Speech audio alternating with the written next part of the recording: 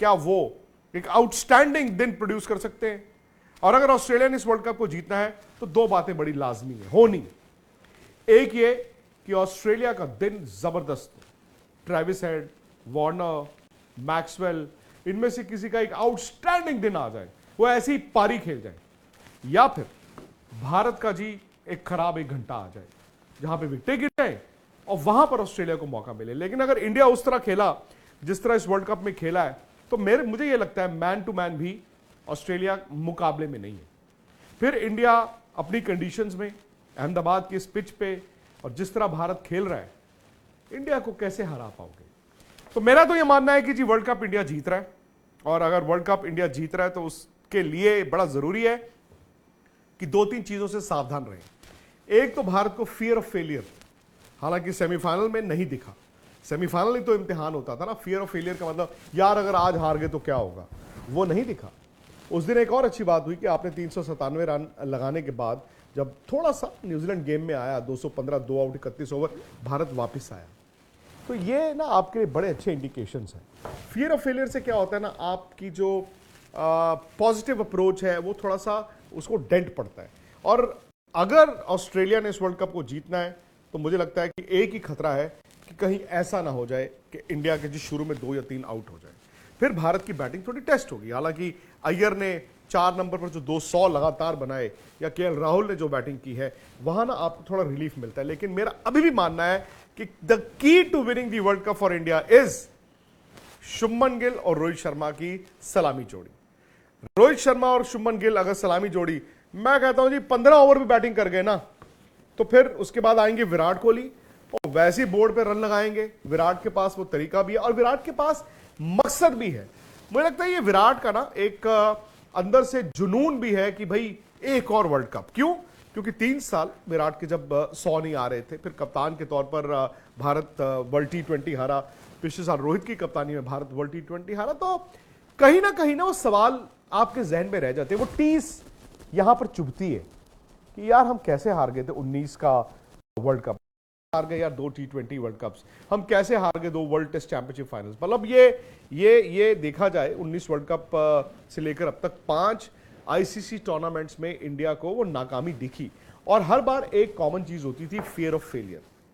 अक्सर क्या हो जाता था, बड़े दिन भारत की शुरुआती विकेटें गिर जाती थी और फिर आप रिकवर नहीं कर पाते थे।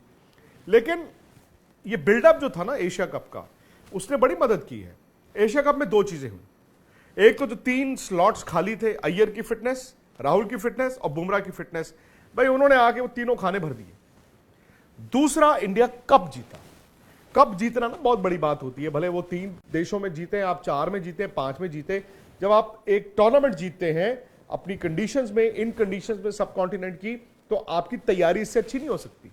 इसीलिए ऑस्ट्रेलिया के साथ जो पहला मैच था वहां पर भारत का मुकाबला था और वहीं पर भारत का इम्तिहान था।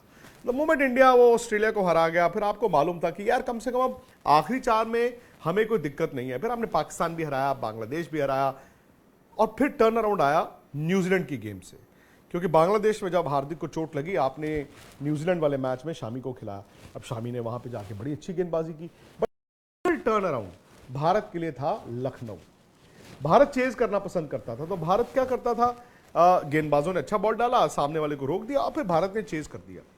लेकिन एक नई चीज देखने में मिली, जब लखनऊ में भारत ने 229 रन बनाए और फिर तेज गेंदबाजों ने सेकंड गेंद करते हुए फ्लड लाइट्स में उन कंडीशंस का फायदा उठाया।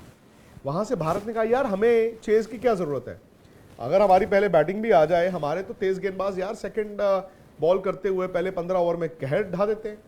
हालांकि अगर हम न्यूजीलैंड का मैच भी देखें तो शामी ने वहां पर 2 आउट किए थे।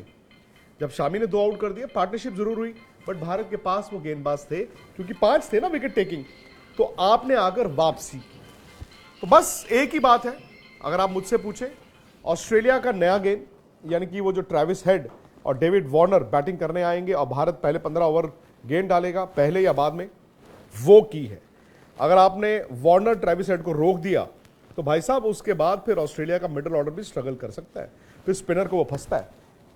दूसरा है जब भारत पहले 15 ओवर खेलेगा, हेजलवुड, स्टार्क और पैट कमिंस, अगर भारत ने 15 ओवर निकाल दिए बिना किसी विकेट के, तो रोहित और गिल ने मारना भी बहुत है। रोहित तो भाई कप्तान के तौर पर, बल्लेबाज के तौर पर he is walking the talk.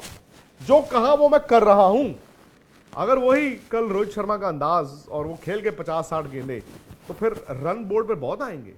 Shubman Gill इस पूरे वर्ल्ड कप में मतलब ओके परफॉर्मेंस, लेकिन जो सेमीफाइनल में उन्होंने बैटिंग की, हाँ हमें विराट का वो 100 याद है, हमें अय्यर का वो 100 याद है। आज शुभमन गिल को क्रैम्प्स ना आते ना, तो 100, 150, 250 उन्होंने भी बनाने थे। तो शुभमन गिल तो भाई अहमदाबाद